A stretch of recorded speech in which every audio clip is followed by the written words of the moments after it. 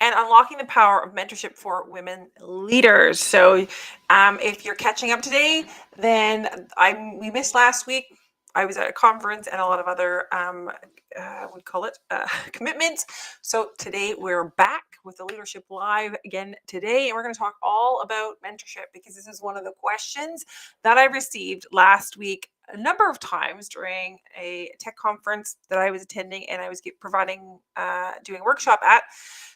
Well, how do we approach mentors, and really specifically, what do I do? So I'm going to share all of that today. I'm going to share with you one of my absolute favorite ways of reaching out and having that conversation with a mentor, and how do you set that up. And this is one of the things that I teach within my Leadership Edge program.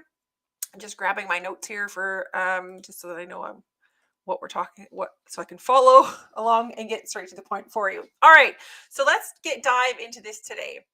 I want to share with you one of my favorite ways to seek out mentors in an organization, because one of the things that I found is, and I did this previously as well as many of the women that I work with, are actually avoiding this a lot, quite a bit. So they might have had either you've switched from companies and have lost your network that you've built up over the length of your career, or this just hasn't been on your priority list in terms of getting mentors and champions.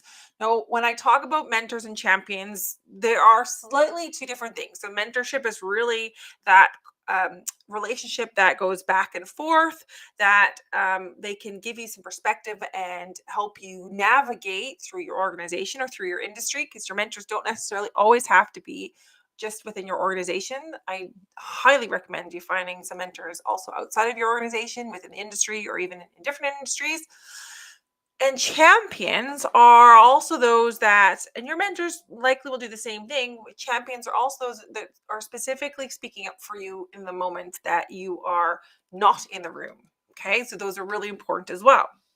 Now, here's some of the mistakes that I have found a lot of women are making, whether they're at the beginning of their career or further along in their career as leaders, is that they are still undervaluing their own worth. So if you are finding yourself saying, well, I just got lucky that happened, or if you're talking about, well, you know what, that job's really great, but I'm not qualified for that, then you're likely also still undervaluing your own self-worth, which then makes it as an extra difficulty in terms of inviting or asking someone to be your mentor. Which leads me to the second mistake you specifically is being made, is that women often hesitate to ask for guidance because you fear you're going to be appearing weak or incompetent, which, let's be honest, have you seen anyone that has been successful that has not reached out and asked for help at some point in time? Even the best athletes in the world, they have coaches that help them. They have a team around them so that they can be at their peak performance. Even even top leaders of countries, they ask for assistance in order and have a team built around them. So the similar for you, asking for help is not a form of weakness or incompetence. It's actually really a positive sign in terms of that you understand the areas that you need some assistance with, right? It shows a lot of self-awareness.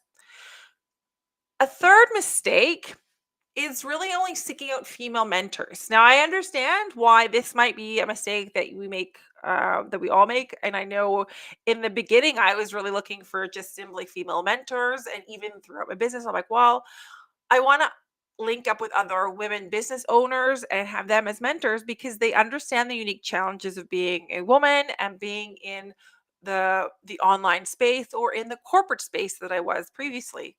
However, what happens is that you actually limit your opportunities for growth by excluding any possible male mentors. So while having a female mentor, and I'm a very big advocate for that as well, can provide a really invaluable advice from their perspective, what we also need to understand is that we also need male mentors so that our opportunities for growth are exponentially larger. Now, what happens when you're making some of these mistakes, right? So, we've oftentimes, one of them is, of course, that we have this imposter syndrome or self doubt that creeps in. And just plugging this in here right now, I did a big workshop on that last week. So, if you want a copy of that, just DM me imposter and I will get you, send you the link so you can watch the recording. But what happens is when we don't believe that we are worth it or that we're, not quite qualified or ready for a mentor or we're not qualified for that next position, then we're likely going to we're underestimating your abilities and your performance. And that lack of confidence can actually deter you from seeking out any further allies or mentors. Another problem that we walk up against is because there are fewer women at the moment in top leadership roles, it's really can be a little more challenging to find a mentor who has navigated that same experience. Right. And as I said, we don't want to, one of the mistakes that I do see a lot of women making is that they only seek out female mentors. So we want to, seek out more of both genders in that sense so that you can grow or you have more opportunities for growth. However, if you're really also looking for that female mentor in a top leadership role, they're hard, a few and far between. So it can be a little bit more difficult to find that mentor that you're looking for. And that's so limited representation is one of those pains that we experience as we're on this mentorship journey. Now, where I would encourage you is also to think of that's why I'm saying don't just look within your own organization, but look further into the industry or even beyond your own industry.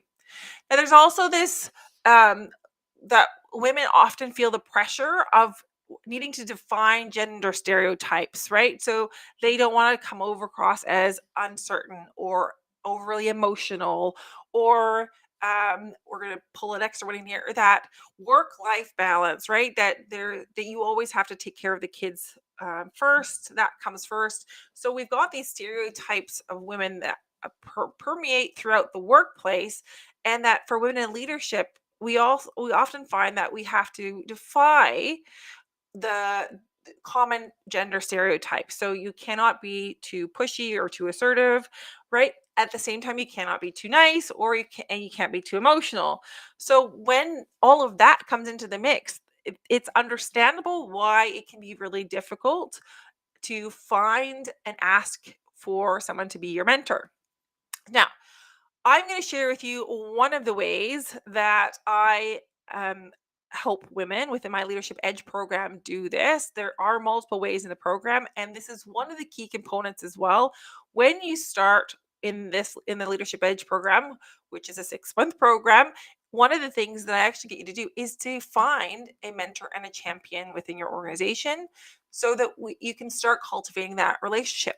Now, I'm going to give you my favorite way right now because I want you to be able to do this today, to reach out to someone today and start beginning that networking and the mentorship relationship as quickly as you can. All right, so let's get into step one. Now, I'm going to share 3 steps with you today. Okay, so the first step we're going to talk about is I want you to network intentionally. Now, we often think of networking, well, maybe it's just after work drinks. Well, that could be. However, you want to make sure that you're starting to get into the room with people who could potentially serve as your mentor. Now, these are things like your company wide events. This could be, for example, different association or industry association events that happen. These could be specific conferences that are going on, or possibly you could start looking at online forums where potential mentors may be found, right? So, even LinkedIn, for example, the different groups of LinkedIn could be a potential source for where you could network intentionally. Now, when you've started that networking, of course, that's only the first piece of this, right? It doesn't stop at the point like, hey, I've attended this network event. Now I'm where I need to be.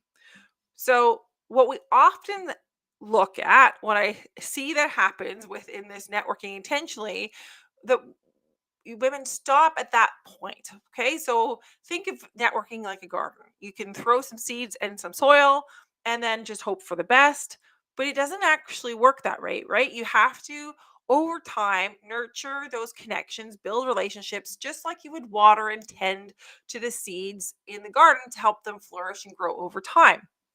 So the same goes here.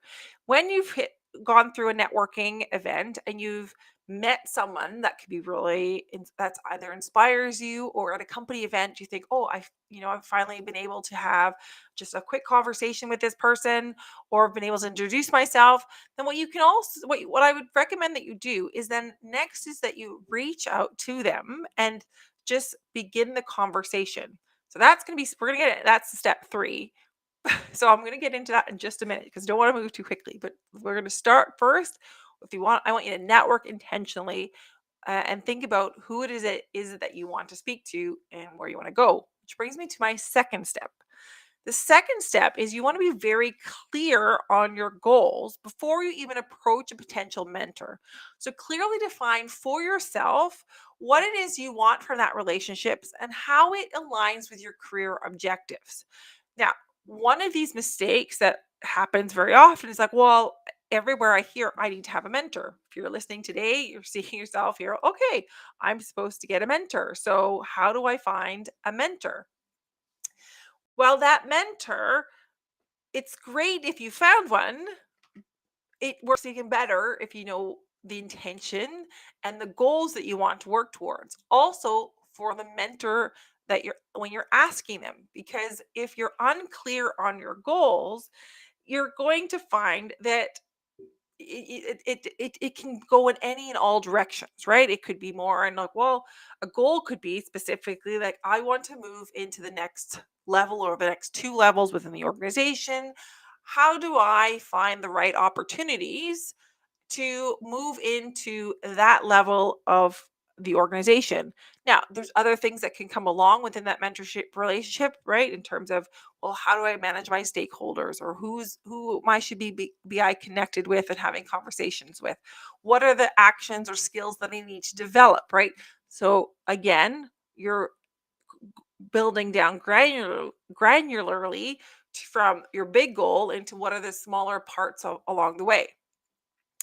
Now, one of the things I want you to think about as you're going through and articulating your goals, and before you approach that mentor, right? So we've networked in the first step intentionally, you've met a few people, you might have connected with them on LinkedIn.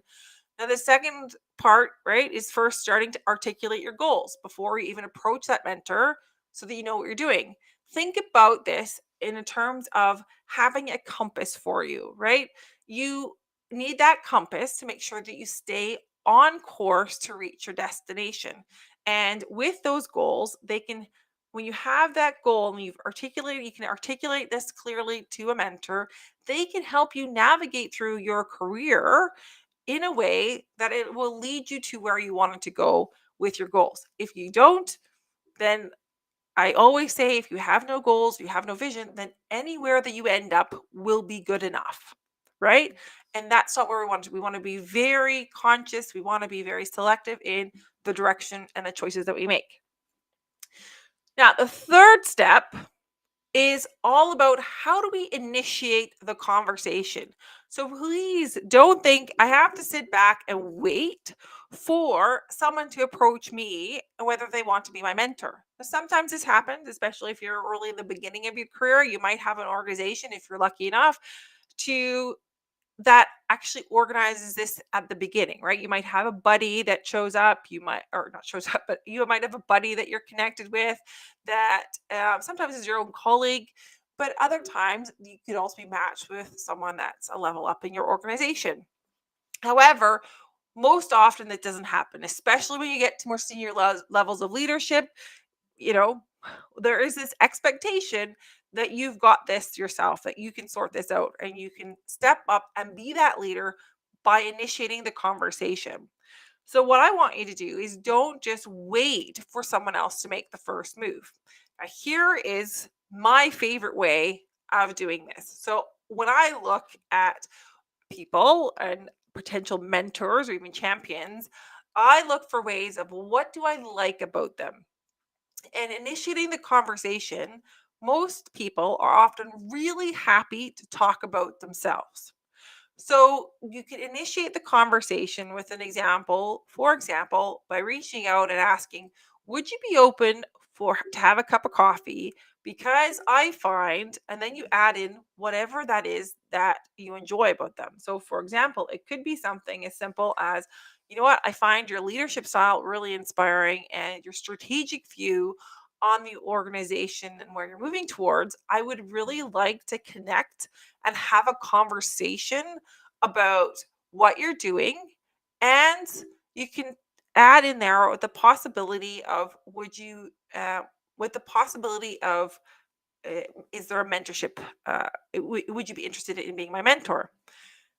Now depending on how comfortable you are, you can add that ask in the first conversation, in the initial conversation to have coffee, or you could have that in the once you're actually having your coffee or your lunch date or whatever it is, in terms of asking them towards the end and saying, you know what, listen, I really find this really inspiring. I think we could have a really great, I would really appreciate if you would consider being my mentor. And this is the moment that you also need to articulate your goals. Now, we're going to set you up for a little bit of disappointment here because not everyone is going to say yes.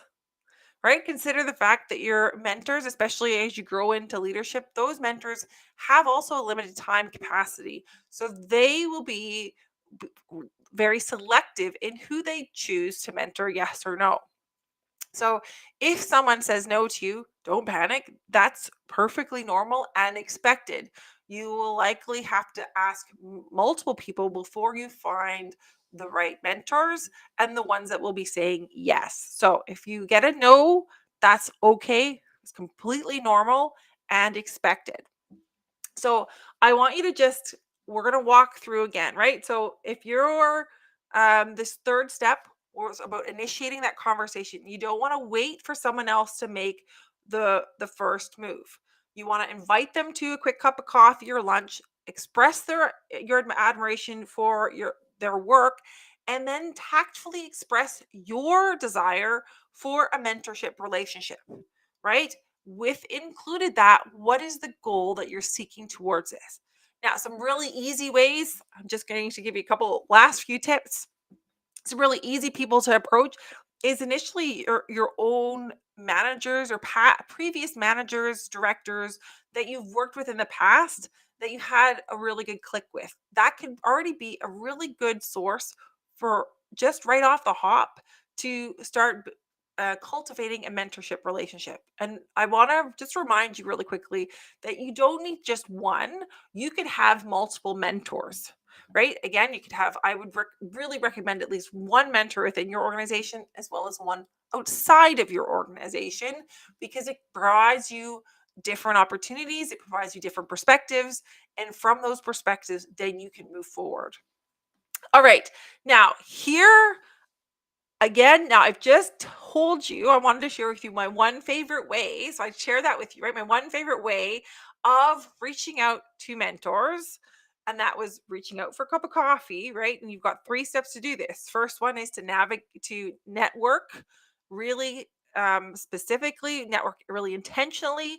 The second step want you to take, or need you to take, is to articulate your goals. And the third one is to initiate the conversation. But the problem happens, even if you have all of this, when we don't address some of the underlying reasons that are holding you back. So, for example, one of those reasons I mentioned at the beginning is you're not feeling really confident about yourself. You're not sure of yourself. Maybe you think you're not good enough to ask for mentors, or you find that asking for help is really a sign of weakness. Now, it could be that or a multitude of other problems, but or other, not problems necessarily, but other obstacles that are getting in your way. Now, if that's the case, then I want you to reach out to me because I have a limited amount of spaces open for one-to-one coaching still in my Leadership Edge program this month.